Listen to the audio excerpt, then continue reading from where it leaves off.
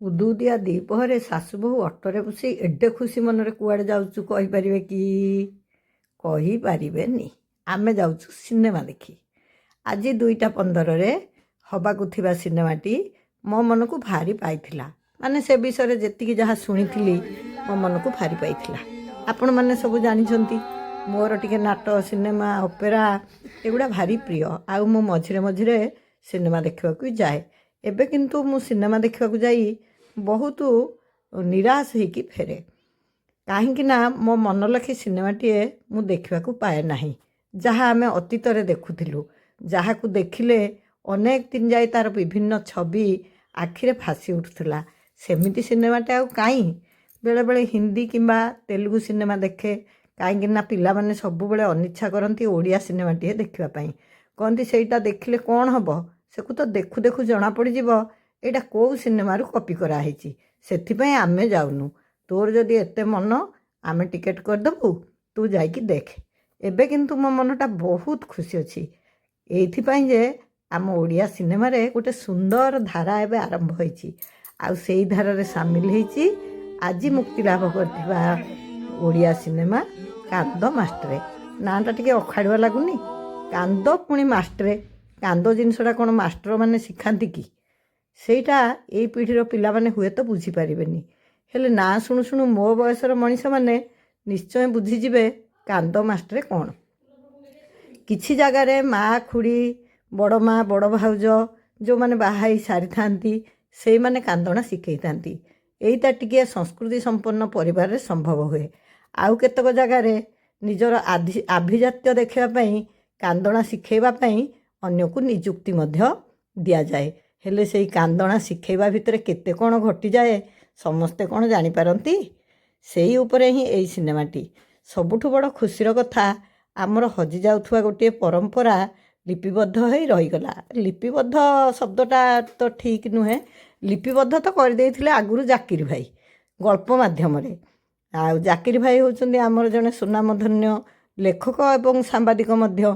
ତାଙ୍କର ଏଇ ଲେଖାଟିକି ଚୟନ କରିଥିବାରୁ ମୁଁ ଆମର ଯିଏ ନିର୍ଦ୍ଦେଶକଙ୍କୁ ବହୁତ ଅଭିନନ୍ଦନ ଜଣାଇବି। ଯୁବ ନିର୍ଦ୍ଦେଶକ ଏମିତି ଗୋଟେ ସୁନ୍ଦର କାହାଣୀ ନିର୍ବାଚିତ କରି ଖୁବ୍ ସୁନ୍ଦର ଭାବରେ ତାର ନିର୍ଦ୍ଦେଶନା ମଧ୍ୟ ଦେଇଛନ୍ତି। ପ୍ରତିଟି ଦୃଶ୍ୟରେ ଓଡ଼ିଆପଣ, ପ୍ରାକୃତିର ସୌନ୍ଦର୍ଯ୍ୟ ଭରି ରହିଛି, ଯେଉଁଟାକି ବହୁତ ଆକର୍ଷିତ କଲା। ଆଉ ସବୁବେଳେ ମୁଁ ଭାବେ ବଙ୍ଗଳା ସିନେମା ସବୁ ବହୁତ ସ୍ତିମିତ ଆଲୋକରେ, ଧରନ୍ତୁ ଲଣ୍ଠଣ ଜଳୁଛି ମାନେ ଲଣ୍ଠଣ ଆଲୁଅରେ ଯେତିକି ଦେଖାଯିବ ସେତିକି ଅଧିକ ଆଲୁଅ ହେବନି, ସେମିତି ଦେଖାଯାଏ। ସେ ସିନେମାର କଳାତ୍ମକ ଦିଗଟା ବହୁତ ବେଶୀ ବୋଲି ମୋର ମନେ ହୁଏ। ଏବେ ଅବଶ୍ୟ ମୁଁ ବହୁ ବର୍ଷ ହେଲା ଆଉ ବଙ୍ଗଳା ସିନେମା ବି ଦେଖିନି। ବାପାଙ୍କ ସାଙ୍ଗରେ ବି ଦେଖିଥିଲି। ଆଜି ବହୁତ ଦିନ ପରେ ସେ କଥା ବି ମୋର ମନେ ପଡ଼ିଗଲା। ଅନେକ ସ୍ମୃତି ମୋର ଭାସି ଆସିଲା ମାନସ ପଟରେ। ଆମ ଓଡ଼ିଆ ସିନେମାର ଏଇ ନୂଆ ଦିଗ ମୋତେ ବହୁତ ଆଶାବାଦୀ କରୁଛି। ଅବଶ୍ୟ ଟିକିଏ ନିରାଶ ହେଉଛି କେଉଁଥିପାଇଁ କହିଲେ, ଏକଦମ ଖାଣ୍ଟି ସୁନାରେ ଗଢ଼ା ହେଇଥିବା ଏ ଗହଣା ବଜାରରେ ବିକ୍ରି ହେବ ତ? କାହିଁକି ନ ହେବ ମ? କଥାରେ ପରା କହିଛି, ଗୁଣ ଚିହ୍ନେ ଗୁଣିଆ। ଆମର ଏଡ଼େ ବଡ଼ ଓଡ଼ିଆ ସମାଜ ଭିତରେ ଏଇ ଗୋଟିଏ ସିନେମାର ମହତ୍ତ୍ୱ କ'ଣ କେହି ବୁଝିବେନି? କେହି ତ ବୁଝିବେ ନିଶ୍ଚୟ। ଗୋଟେ ବିଶ୍ୱାସ ମୋର ଅଛି। କାହିଁକି ନା ସମସ୍ତେ କେବଳ ଚିତ୍ତ ବିନୋଦନ ପାଇଁ ସିନେମା ଦେଖନ୍ତିନି। ନିଜର ସାହିତ୍ୟ ସଂସ୍କୃତିକୁ ଖୋଜି ପାଇବା ପାଇଁ ଆଉ ତାକୁ ବଞ୍ଚେଇ ରଖିବା ପାଇଁ ଅନେକ ଯାଆନ୍ତି ସିନେମା ଦେଖିବାକୁ। ସେଇଥିପାଇଁ ମୋର ଗୋଟେ ବିଶ୍ୱାସ ବି ଜନ୍ମୁଛି ଏ ସିନେମାଟି ନିଶ୍ଚୟ ଆଦୃତ ହେବ। ଆଉ ଆପଣମାନେ ସମସ୍ତେ ଜାଣିଛନ୍ତି ମୋର ଜୀବନସାରା ପରିବାରର ମୁଁ କେଉଁ ଜିନିଷର ପ୍ରଚାର ପ୍ରସାର କରେ ନା ନାହିଁ, ଆଉ ଯଦି କାହାର ପ୍ରଚାର କରେ କାହିଁକି କରେ ସେଇଟା ଆପଣମାନେ ସମସ୍ତେ ଜାଣିଛନ୍ତି। ତେଣୁ ମୁଁ ଅଧିକ କିଛି କହିବାଟା ଠିକ୍ ହେବନି। ସମସ୍ତଙ୍କୁ ତ ମୁଁ ଅନୁରୋଧ କରିବି, ଗୋଟିଏ ଥର ଯାଇ ସିନେମାଟିକି ଦେଖନ୍ତୁ ଏବଂ ତା'ର କଳାତ୍ମକ ଦିଗଟିକୁ ଅନୁଭବ କରନ୍ତୁ। ଆମ ବେଳେ ଆମେ ସିନେମାକୁ ଅନୁଭବ କରୁଥିଲୁ, ହୃଦୟରେ ସାଇତି ରଖୁଥିଲୁ। ଏବେ କିନ୍ତୁ ଆମେ ସବୁ ସିନେମା ହଲ୍କୁ ଯାଉଛେ, ଧୁମଧଡ଼ା ସିନେମାଟିଏ ସେଇଠି ଦେଖିଦେଉଛେ, ତାପରେ ପୁଣି ପଳେଇ ଆସିକି ଭୁଲି ଯାଉଛେ।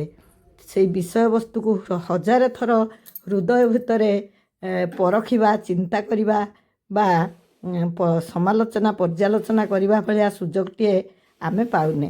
କିନ୍ତୁ ଆଜିର ସିନେମାଟି ମୋତେ ସବୁ ଖୋରାକ ଜୁଟେଇଲା। ଖାଲି ଟିକେ ଦୁଃଖ ରହିଗଲା ଏଇଥିପାଇଁ ଯେ ଶେଷଟାକୁ ଆଉ ଦୁଃଖପୂର୍ଣ୍ଣ ପରିସମାପ୍ତି କରିବା ମୁଁ ଚାହୁଁନଥିଲି। ମୁଁ ତ ହସ୍କୁରିଆ ମଣିଷଟେ। ମୁଁ ଚାହେଁ ସବୁ କଷ୍ଟ ପରେ ଟିକେ ଖୁସି ହିଁ ଖୁସିରେ ଭରିଯାଉ। ହେଲେ ୟାର ପରିସମାପ୍ତିଟା ମୋତେ ଟିକେ କଷ୍ଟ ଦେଲା। ଆପଣମାନେ ଦେଖନ୍ତୁ ଆଉ ବିଚାର କରନ୍ତୁ। ଏଇଟା ତ ମୁଁ ମୋର ନିଜସ୍ୱ ମତଟା କହିଲି। ମୋ ମତରେ କାହିଁ ଆପଣମାନେ ବିଶ୍ୱାସ କରିବେ? ଥରଟିଏ ଯାଆନ୍ତୁ, କେତେ ପଇସା କେତେ ଭଳିରେ ଖର୍ଚ୍ଚ ହେଇଯାଉଛି, କିନ୍ତୁ ଏଇ ସିନେମା ମାଧ୍ୟମରେ ଆମର ଗୋଟେ ଲୁପ୍ତ ହେଇଯାଉଥିବା ସଂସ୍କୃତି ପୁଣି ବଞ୍ଚି ଉଠୁଛି। ଆମ ଏଇ ପିଢ଼ିର ପିଲାମାନେ କାନ୍ଦଣା କହିଲେ କ'ଣ କିଛି ବୁଝିପାରିବେ? ସତରେ ଝିଅର ସେଇ କାନ୍ଦଣା ଭିତରେ କେତେ ଭାବପ୍ରବଣତା ଥାଏ, କେତେ ହୃଦୟତା ଥାଏ। ସେଇଥିପାଇଁ ତ କାନ୍ଦଣା ଶିଖଉଥିବା କାନ୍ଦ ମାଷ୍ଟରଙ୍କ ହୃଦୟଟା ଏତେ କୋମଳ। ନହେଲେ ତାଙ୍କ ହୃଦୟରେ ଏତେ ପ୍ରେମ ଭାବ କାହିଁକି ଜାଗନ୍ତା? ତାଙ୍କୁ କ'ଣ ଆଉ କେହି ମିଳନ୍ତେନି? ଗୋଟେ ଦରଦୀପଣ ତାଙ୍କ ଭିତରେ ଚିରଦିନ ପାଇଁ ଉଜ୍ଜଳ ଦିଶୁଥିଲା। କାରଣ ସେ ସବୁବେଳେ କାନ୍ଦଣା ଶିଖଉଥିଲେ, ହୃଦୟର ଗୀତ ଶିଖଉଥିଲେ। ସେଇଥିପାଇଁ ମୁଁ ତ ଏଇଆ ବୁଝିଲି। ଆପଣମାନଙ୍କୁ ଏ ସିନେମା କେମିତି ଲାଗିବ ଆଉ କ'ଣ ବୁଝିବେ ଦେଖିଲା ପରେ ଆପଣମାନେ ଅନୁଭବ କରିପାରିବେ। ସ୍ନେହ ପ୍ରେମଟା ସବୁବେଳେ ଦୟାର୍ଦ୍ଦ ହୋଇଥାଏ। ଗୋଟେ ନିଷ୍ଠୁର ମଣିଷ କେବେ ହେଲେ ଅନ୍ତର ଦେଇ କାହାକୁ ଭଲ ପାଇପାରେ ନାହିଁ। ଆଉ ଗୋଟେ କରୁଣ ରାଗିଣୀ ସବୁବେଳେ ହୃଦୟରେ କାରୁଣ୍ୟ ସୃଷ୍ଟି କରେ। ଯେମିତି କଥାରେ ନାହିଁ, ନବରସ ଭିତରେ ପରା କାରୁଣ୍ୟ ରସଟା ହେଉଛି ସବୁଠୁ ଶ୍ରେଷ୍ଠ। ତେଣୁ କାରୁଣ୍ୟ ଥିଲେ ମଣିଷ ପାଖରେ ଆହୁରି ବହୁତ ସୁଗୁଣ ଚେଇଁ ଉଠେ। ହେଲେ ନିଷ୍ଠୁର ମଣିଷର ହୃଦୟ ପଥର ତୁଲ୍ୟ ହେଇ ବିବେକକୁ ହରେଇ ଦିଏ। ସେ ସବୁ ଏଇ ସିନେମାରେ ଭରି ରହିଛି। ଆଉ ବହୁ ନୂତନ ଆଉ ପୁରାତନ କଳାକାର, ଆମ ସରଅପାଙ୍କର ଗାଉଁଲି ରୋଲ୍, ତା ସାଙ୍ଗରେ ଆମର ଲିପ୍ସାଙ୍କର ଯେଉଁ ସୁନ୍ଦର ଅଭିନୟ, ଆଉ କାନ୍ଦ ମାଷ୍ଟର ତ ଖାଲି କନ୍ଦେଇଲେ। ଆଉ ଶେଷକୁ ଟିକେ ନ କନ୍ଦେଇଥିଲେ ମୋତେ ଭାରି ଖୁସି ଲାଗିଥାନ୍ତା। ମୁଁ ସିନେମାଟି ଦେଖି ଯାହା ଲାଗିଲା ଆପଣମାନଙ୍କୁ କହିଦେଲି। ଆଉ ନିଶ୍ଚିତ ଭାବରେ ଗୋଟେ ଅନୁରୋଧ କରିବି, ଆପଣମାନେ ଥରଟିଏ ଏ ସିନେମା ଦେଖନ୍ତୁ। ଏ ସିନେମାକୁ ବଞ୍ଚେଇ ରଖିବା ଅର୍ଥ ଆମର ସଂସ୍କୃତିକୁ ଆଉ ଗୋଟେ ପରମ୍ପରାକୁ ବଞ୍ଚାଇ ରଖିବା। ଯେହେତୁ ଆଜି ତା'ର ପ୍ରଥମ ଉନ୍ମୋଚନ ଦିବସ ଥିଲା, ସେଠି ସମସ୍ତେ ଥିଲେ। ନିଜେ ଆମର ବିଶ୍ୱଜିତ ବାବୁ ବି ଥିଲେ, ବିଭୁ ବାବୁ ବି ଥିଲେ। ସେମାନଙ୍କୁ ଦେଖି ମୋ ମନ ବହୁତ ଖୁସି ଲାଗିଲା। ମୁଁ ଭାବିଲି ନା, ଆଜି ଆଉ ଡେରି କରିବିନି। ସବୁବେଳେ ମୁଁ ଭିଡ଼ିଓ କରିବାରେ ଟିକେ ହେଳା କରେ, କିନ୍ତୁ ଆଜି ପୁରା ତତ୍ପର ହେଇକି ଏ ଭିଡ଼ିଓଟି କରିଛି।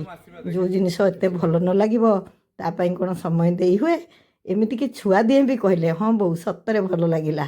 ସେଇଥିପାଇଁ ମୁଁ ଚଟାପଟ ଏଇ ଭିଡ଼ିଓଟି କରି ଆପଣମାନଙ୍କୁ ପହଞ୍ଚେଇ ଦେଲି। ଆଉ ମୁଁ ଭାବୁଛି ଆପଣମାନେ ଆପଣଙ୍କ ନିକଟସ୍ଥ ସିନେମା ହଲ୍କୁ ଯାଇ ଏ ସିନେମାକୁ ନିଶ୍ଚୟ ଦେଖିବେ। ଆଉ କେମିତି ଲାଗିଲା ମୋତେ ମତାମତ ଜଣାଇବାକୁ ଭୁଲିବେନି। ଆଉ ମୋ ମତାମତ ତ ଆପଣମାନଙ୍କୁ ଜଣେଇଲି। ଆଉ ସିନେମାଟା କେବଳ ଗୋଟେ ଚିତ୍ତ ବିନୋଦନର ମାଧ୍ୟମ ନୁହେଁ, ଏହା ଆମ ସାହିତ୍ୟ ଆଉ ସଂସ୍କୃତିର ପରିଚାୟକ।